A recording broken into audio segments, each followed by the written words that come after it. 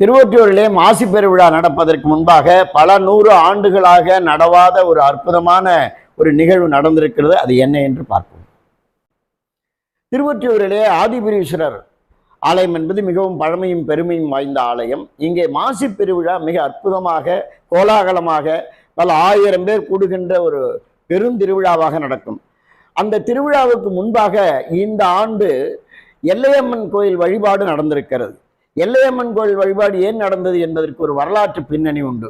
பல நூறு ஆண்டுகளாக அந்த காவல் தெய்வத்தை வணங்காமல் அந்த வழிபாடு செய்திருக்கிறார்கள். ஊர் காவல் தெய்வம், கிராம தேவதை என்று ஒவ்வொரு ஊரிலும் உண்டு. மயிலாப்பூரிலே கற்பகாம்பாள் உடனுரை கபாலீச பெருமானுடைய ஆலயத்திலே பிரம்மோற்சவம் பங்குனி மாதம் நடக்கும். அது நடப்பதற்கு முன்பாக கோலவிழி அம்மனுக்கு அங்கே விழா நடத்துவார்கள். அந்த பத்திரிகையிலே போடுவார்கள், கிராம தேவதை கோலவிழி அம்மன் திருவிழா என்று. அதுபோல திருவொற்றியூர்ல பல 100 ஆண்டுகளாக நடக்காமலே இருந்தது. இந்த ஆண்டு முதல் புதிதாக இணை ஆணையர் திரு நற்சோனி அவர்கள் இதை தொடங்கி வைத்திருக்கிறார்கள். திருவொற்றியூர் மக்கள் சார்பாக அவரை நாங்கள் மனதார பாராட்டுகிறோம். காரணம், இந்த கிராம தேவதை வழிபாடு செய்தால்தான் ஊர் நன்றாக இருக்கும். அந்த ஊருக்கு காவல் தெய்வம் என்று பெயர்.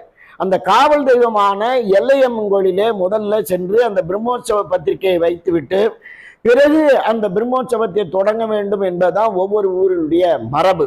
எனவே ஒவ்வொரு கருவறைக்கும் வாசல்ல 2 காவலர்கள் நிற்பார்கள். துவார பாலகர்கள் என்று பெயர். துவாரம் என்றால் நுழைவாயில். அந்த நுழைவாயில இருக்கின்ற 2 பேருக்கு துவார பாலகர்கள். ஊரையே காவல் செய்கின்ற ஒரு தெய்வம் இருக்கின்றது என்றால் அதுதான் கிராம தேவதை என்று பெயர்.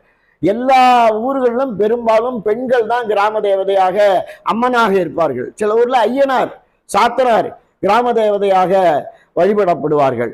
திருவொற்றியூர்ல கிராம தேவதையாக 4 அம்மன் இருப்பதை ஒரு அற்புதமாக காணலாம்.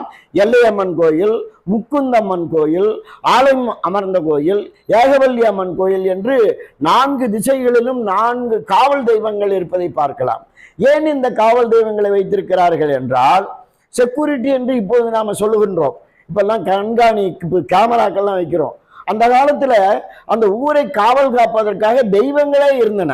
எனவே காவல் தெய்வங்கள் என்று பெயர். அந்த காவல் தெய்வங்கள் யாரால் படைக்கப்பட்டவர்கள் என்றால் வீரபத்ரர் என்ற சிவனுடைய அம்சத்தால் படைக்கப்பட்டவர்கள். எனவே அந்த காவல் தெய்வத்தை மீறி அந்த ஊர்ல யாரும் நுழைய முடியாது.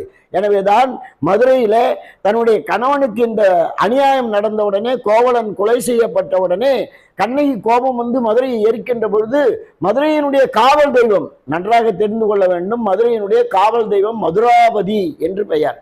அந்த மதுராபதி தெய்வம் கண்ணகியிடம் கெஞ்சுகின்றாள், இப்படி மதுரையை எரித்து விட்டாயே, நான் இந்த ஊரை காவல் காக்கின்ற தெய்வம் என்று சொல்லுகின்ற பொழுதுதான் என்னுடைய கணவன் முறையின்றி கொலை செய்யப்பட்டான் என்று சொன்ன உடனே அந்த மதுராபதி தெய்வம் தான் இந்த ஊருக்கு அப்படி ஒரு சாபம் இருந்திருக்கிறது, அது இப்பொழுது நிறைவேறி இருக்கிறது, ஊர் பற்றி எரிந்திருக்கிறது என்று மதுராபதி தெய்வம் அந்த கண்ணகிக்கு ஆறுதல் சொல்வதை போல சிலப்பதிகாரத்திலே உள்ள அற்புதமான இலக்கியம் சொல்லுகின்றது. அதே போல ராமாயணத்திலும் காவல் தெய்வத்துக்கு ஒரு சான்று உண்டு. இலங்கையை அழிப்பதற்காக அனுமன் செல்லுகின்ற பொழுது லங்கினி என்ற ஒரு காவல் தெய்வம் இலங்கையை பாதுகாக்கிறது. அந்த லங்கினி என்ற காவல் தெய்வத்தோடு அனுமன் சண்டை போடுகின்றான். அப்பொழுது அனுமன் சண்டை போட்டு அந்த இலங்கினியை வீழ்த்திய உடனேதான் அந்த காவல் தெய்வமாகிய இலங்கினி சொல்லுகின்றால், எப்பொழுது ஒரு குரங்கு உன்னை வீழ்த்துகிறதோ அப்பொழுது இலங்கை மாநகர் எரிந்து சாம்பலாகிவிடும் என்ற அந்த முற்பிறவி நிகழ்ச்சியை அந்த காவல் தெய்வம் சொல்லுகிறது. எனவே இன்றைக்கும் ஒவ்வொரு கிராமத்திற்கும் காவல் தெய்வங்கள் உண்டு.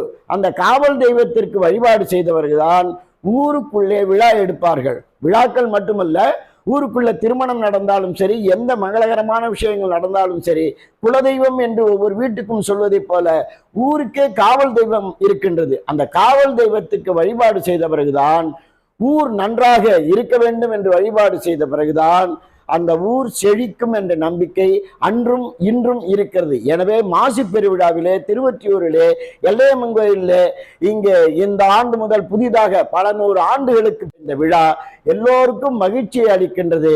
எனவே இந்த ஆண்டு முதல் இது ஒரு புதிய தொடக்கமாக ஒவ்வொரு ஆண்டும் தொடர வேண்டும் என்று நாம் வேண்டிக் கொள்கின்றோம்.